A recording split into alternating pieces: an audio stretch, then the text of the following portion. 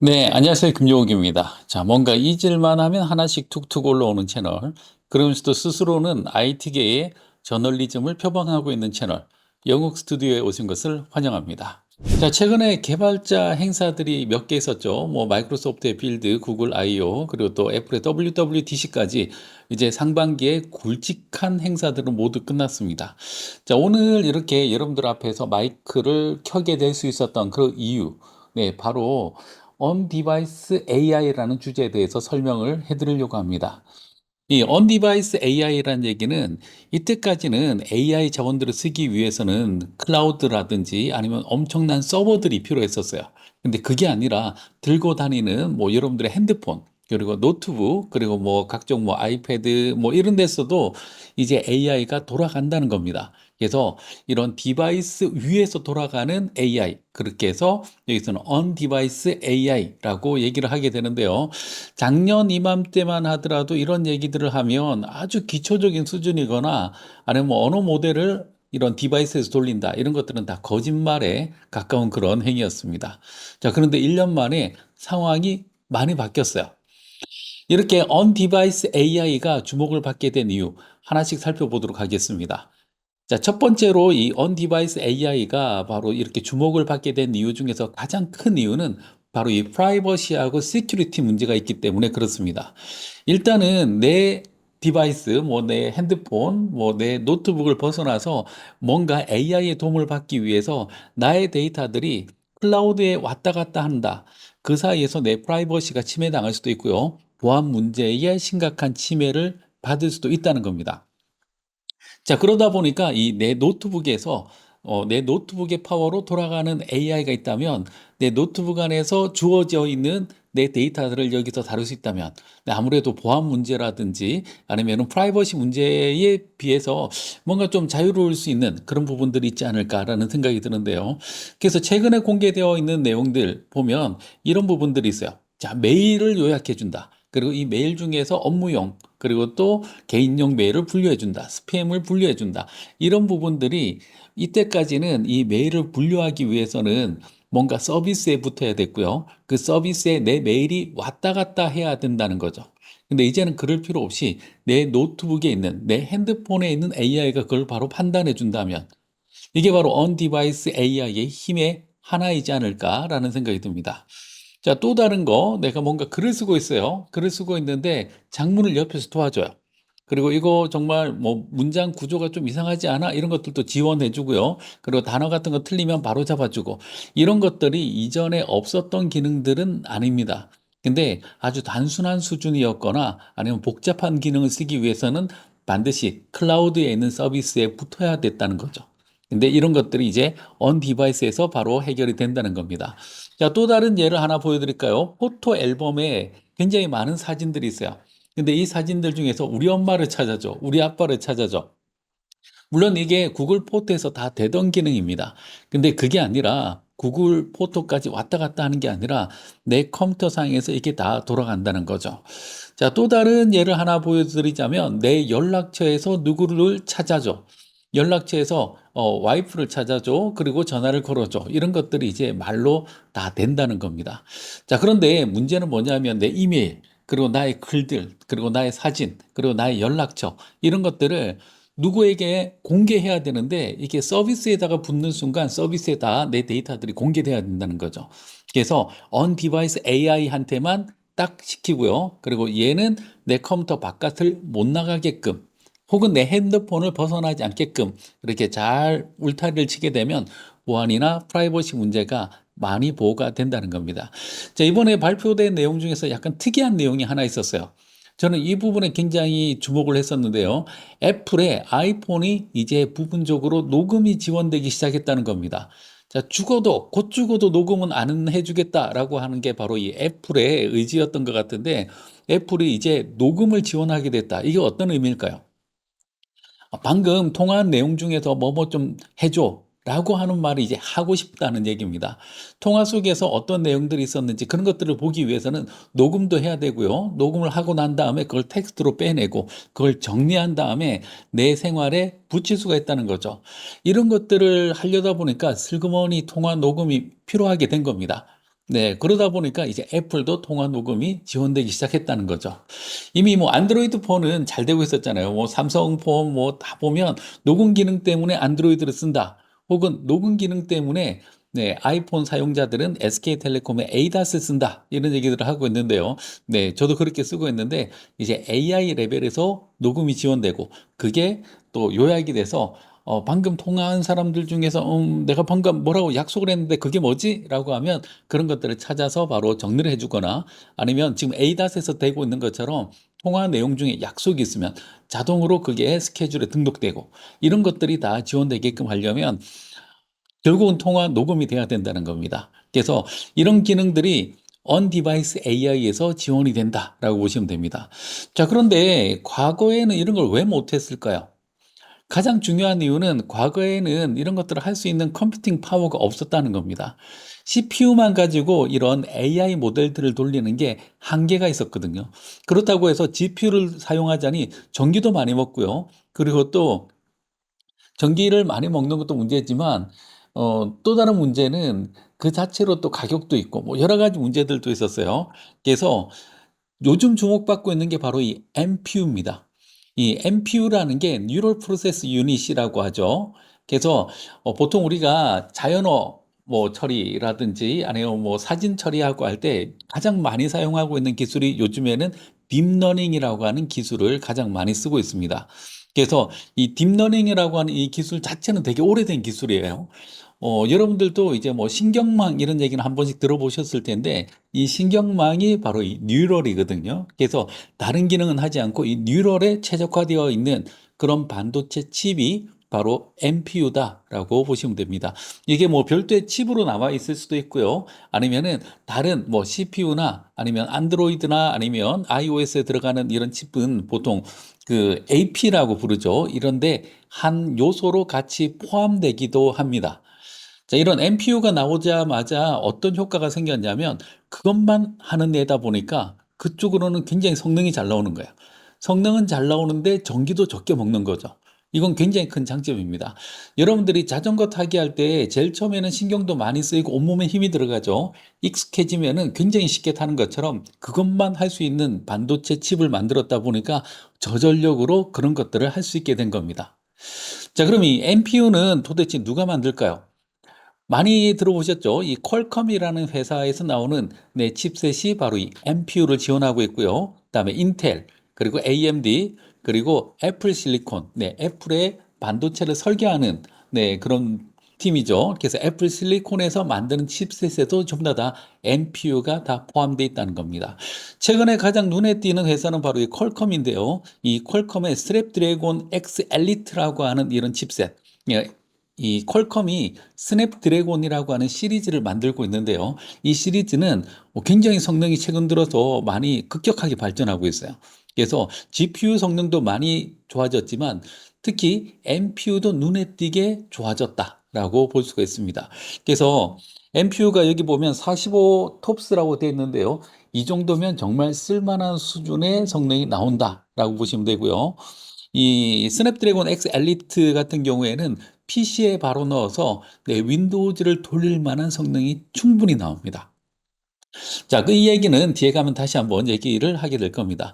자, 인텔, AMD 이런 쪽도 열심히 하고 있는데 자, 애플 같은 경우에도 최근에 나오고 있는 애플 이런 아이폰에 들어가 있는 칩셋이 A 시리즈 칩셋이 있죠. 이 A 시리즈 칩셋 하나 안에 네, CPU 코어들도 들어가 있고요. GPU 코어들도 들어가 있고 그 안에 NPU도 함께 포함되어 있습니다. 이 아이폰에 들어있는 NPU 같은 경우에는 사람의 얼굴 인식 혹은 뭐 지문 인식 이런 부분에서 사용되기 위해서 NPU를 설계해서 집어넣는데요.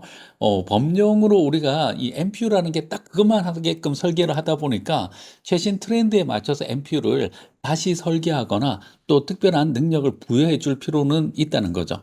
그래서 오래된 네, 아이폰들은 지금 얘기하고 있는 on-device AI를 지원하지 못합니다. 그래서 보면 최근에 지원하고 있는 것들 보면 이번에 발표된 것 보면 그 아이폰 15 프로나 뭐 프로 맥스나 뭐 이런 최신 기종들 그것도 이제 고가 모델들에 대해서만 지원이 된다라고 얘기를 하고 있죠. 자, 그러면 지금까지 얘기를 이렇게 정리해서 보면 on-device AI는 프라이버시나 시큐리티에 도움이 된다. 그리고 이런 디바이스에서 바로 동작이 된다라고 얘기를 할 수가 있고요. 이것들을 하기 위한 가장 중요한 요소가 여기서는 NPU다. NPU는 저전력으로 이걸 할 수 있는데 지금 퀄컴, 인텔, AMD, 애플 실리콘 이런 데서 이걸 사용을 하고 있다라고 얘기를 했습니다. 자, 그러면 이걸 가지고 뭘 하고 있는지를 봐야 되겠죠.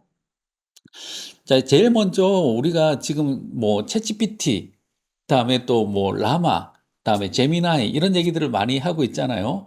이 디바이스가 내가 하는 말을 제대로 알아듣고 그리고 진짜 인공지능처럼 동작을 시키기 위해서는 언어 모델이 필요합니다. 챗GPT가 필요하다는 얘기죠. 근데 챗GPT는 너무너무 커요. 너무너무 커서 여러분들 PC 아니면 웬만한 서버에서도 돌릴 수가 없을 정도로 굉장히 큽니다. 그래서 이걸 좀 작게 작게 만들어서 이런 데다가 집어넣어서 사용할 수 있을 만큼 작게 만드는 게 또 하나의 트렌드죠. 이렇게 작게 만드는 걸 작은 언어 모델, 해서 스몰 랭귀지 모델이라고 해서 SLM이라고 얘기를 합니다. 이 SLM을 만들게 되면 이런 디바이스에 집어넣을 수도 있고요. 또 기존의 서비스를 굉장히 적은 컴퓨팅 파워로 효율적으로 돌릴 수가 있다. 이런 것들도 장점이죠. 이 SLM에 보면 대표적인 게 마이크로소프트가 이번에 빌드 컨퍼런스에서 파이3 실리카라고 하는 모델을 발표를 했습니다. 이게 앞으로 윈도우즈에 기본적으로 탑재가 돼서 나온다는 거죠. 그래서 윈도우즈에서 뭐 내가 말하는 거 바로 알아듣고 사진 분류해 주고요. 그다음에 또 내가 어제 사용했던 그 탄소 중립 정책이라는 게 들어간 그 문서가 어디 있지라고 하면 그런 것들 찾아주고 이런 역할들을 이 파이3 실리카라고 하는 이런 모델을 통해서 뭔가 할 수 있겠다라는 생각이 들기 시작합니다. 마이크로소프트만 하느냐? 그건 아니죠. 구글도 열심히 하고 있어요. 그래서 구글도 스몰 랭귀지 모델들을 만들고 있는데요. 제미나이, 이름이 조금 그렇죠. 제미나이. 어쨌든 이 제미나이는 사이즈별로 나눠져 있습니다. 그중에서 가장 작은 제미나이 나노라고 하는 모델이 바로 스몰 랭귀지 모델이라고 볼 수가 있고요. 또 감마라고 하는 또 모델들도 있는데요. 이런 것들이 스몰 랭귀지 모델의 일종이다라고 보시면 됩니다. 자, 그다음에 애플도 그냥 가만히 있지 않았어요. 애플 같은 경우에도 오픈 ELM이라고 하는 언어 모델을 뭐 최근에 연구도 했고요. 또 홈페이지에 가보면 이렇게 발표도 돼 있어요. 그래서 아이폰에 들어가는 모델이 이거지 않을까라는 생각이 드는데 이 부분은 제가 다시 한번 확인을 해 볼 예정입니다. 애플 같은 경우에는 아직까지 A 시리즈 칩셋이라든지 내부적인 칩셋에 이런 랭귀지 모델을 돌릴 만큼 충분히 대비가 조금 덜 돼 있는 것 같아요. 그러다 보니까 언어 모델도 정말 최소한으로 정말 겨우 말 알아들을 정도로만 집어넣은 것 같습니다. 그렇기 때문에 애플 같은 경우에는 이 언어 모델을 최소한으로 시키고요. 정말 말만 이해할 정도로만 집어넣고 지식에 대한 내용들을 다 빼서 굉장히 작은 모델을 만들었어요. 그래서 애플 같은 경우는 조금 특이하게 대화를 하다가 뭔가 좀 어려운 문제, 조금 어려운 문제들을 질문하면 애플이 챗GPT를 불러냅니다. 그래서 여기서부터는 챗GPT가 대답해 줄 거예요 하고 걔한테 턴을 넘기는 식으로 동작이 되는 거죠. 그래서 애플이 자체 언어 모델을 만들어서 돌리는 건 팩트입니다. 근데 최소한으로 만들었기 때문에 조금이라도 어려운 게 나오면 나 몰라 챗GPT한테 바로 넘기는 그런 식으로 동작이 된다는 거죠. 그 정도만 해도 애플은 굉장히 성공적인 대비예요. 왜냐하면 우리도 뭔가 하고 있다라는 게 굉장히 중요한 포인트였거든요. 그래서 애플이 이번에 이런 언어 모델을 활용한 몇 가지 데모들을 보여줬을 때 그 다음날 바로 주가가 꽤 많이 올랐던 기억이 납니다. 이런 것들은 드디어 애플도 이 바닥에서 AI라고 하는 이 시장에서 결코 자유롭지 못하다라고 하는 것을 보여준 그런 사례라고 볼 수가 있죠. 자, 그러면 이걸 가지고 실제로 어떤 디바이스들이 어떻게 동작이 되는가 이런 것들을 볼 수가 있는데요. 이 디바이스들을 보면 제일 먼저 윈도우즈를 한번 살펴볼게요. 윈도우즈는 이번에 빌드 컨퍼런스가 발표될 때 이런 걸 발표를 했어요. 어떤 걸 발표했냐면 코파일럿 플러스 PC라는 걸 발표를 했습니다. 자, 여기 코파일럿 플러스 PC에 대해서 얘기를 하자면 기존에 있는 노트북에서 동작하는 모델이 아닙니다. 코파일럿 플러스 PC라는 게 새로운 스펙이고요. 여기에는 스냅드래곤의 퀄컴의 스냅드래곤 이라고 하는 칩셋이 들어가 있는 새로운 노트북을 사야지만 쓸 수가 있습니다. 자, 그거에 가능한 이유는 아까 제가 이 퀄컴의 이 스냅드래곤 X 엘리트에는 45 톱스라고 하는 처리 능력을 가진 NPU가 내장돼 있다라고 했죠. 그 NPU를 이용을 해서 코파일럿을 노트북 안에서 바로 돌리는 거예요. 그래서 그냥 말로 하면 이 노트북 안에서 AI 모델이 바로 실행도 되고요. 또 필요한 효과도 줄 수 있고, 여러 가지를 굉장히 저전력으로 할 수 있다는 겁니다. 그래서 이 코파일럿 플러스 PC의 초기 모델들이 지금 프리오더가 되고 있는 걸 볼 수가 있는데요. 일부 모델들은 벌써 솔드 아웃이 돼 있어요. 뭐 삼성이나 아니면 뭐 아수스라든지 뭐 또 유명한 HP 뭐 이런 데서 다 발매를 하고 있는데 지금까지 공개된 모델들은 전부 다 퀄컴의 스냅드래곤 X가 들어가 있는 모델들만 지금 현재 공개가 되어 있습니다. 재밌는 점은 굉장히 저전력이에요. 이 퀄컴의 스냅드래곤 자체가 ARM 계열의 칩셋이기도 하고요. 또 이 NPU가 굉장히 저전력으로 동작이 된다라고 했죠. 그래서 제가 이렇게 몇 가지 모델들을 확인해 보니까 거의 17시간에서 22시간 동작이 된다고 해요. 자, 그 정도면 정말로 하루 풀데이로 켜놓고 있어도 한번 충전해서 쓸 수가 있을 정도로 굉장히 전력 효율성이 좋다라고 얘기를 할 수 있죠. 자, 그 다음에 그냥 제가 이렇게 맥OS라고 썼는데요. 애플 생태계 전체를 그냥 맥OS라고 표시를 했습니다. 지금 뭐 아이패드 OS 따로 뭐 또 애플 비전 OS 따로 다 따로따로 있지만 그냥 맥이라고 한번 해볼게요. 여기에도 지금 아이폰, 아이패드, 그리고 맥, 애플 TV 뭐 이런 데도 하나씩 들어갈 겁니다. 지금까지 공개된 건 아주 일부라고 보여지고요. 한번 시작을 했으니까 누구보다도 잘 활용할 거라고 생각이 듭니다. 기술적인 완성도만 보면 이 윈도우즈 쪽에 있는 코파일럿 플러스 PC가 훨씬 더 기술적인 완성도가 높아요. 여기에는 언어 모델도 아까 얘기했던 파이3 실리카가 제대로 들어가 있고요. 그 다음에 실행에 필요한 코파일럿 런타임, 그리고 여기에 개발에 필요한 코파일럿 라이브러리, 그리고 또 관련해서 여러 가지 오픈된 모델들을 돌릴 수 있게끔 파이토치까지 기본으로 내장되어 있는 등 전체적인 구성이나 생태계상으로 보면 윈도우즈가 좀 더 높은 평점을 주고 싶습니다. 하지만 맥은 아직까지 초기 버전인데다가 맥이 가지고 있는 그 시장성이 더 크죠. 이 맥이라는 걸 보시면 일단은 뭐 아이패드 그리고 또 여러 가지가 있는데 자, 그 중에서도 이제 아이폰이 갖는 의미가 굉장히 큽니다. 여러분들이 노트북을 많이 가지고 다니지만 화장실에까지 노트북을 가지고 가진 않죠. 그렇기 때문에 우리는 이 아이폰을 사용을 한다라고 하면 정말 24시간 나와 같이 있는 디바이스가 바로 이 AI가 된다. 이런 측면에서는 훨씬 더 큰 의미가 있겠다라고 볼 수가 있습니다.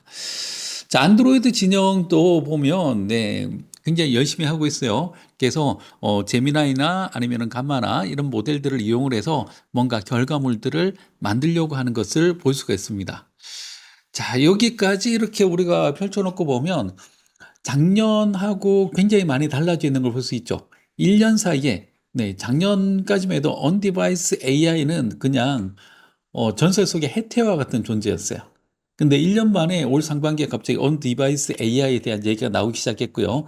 각종 개발자 컨퍼런스에서 이런 것들이 하나씩 오픈되기 시작했고, 그리고 이제 실제 제품이 돼서 나오기 시작하니까 훨씬 더 불붙는 것 같습니다.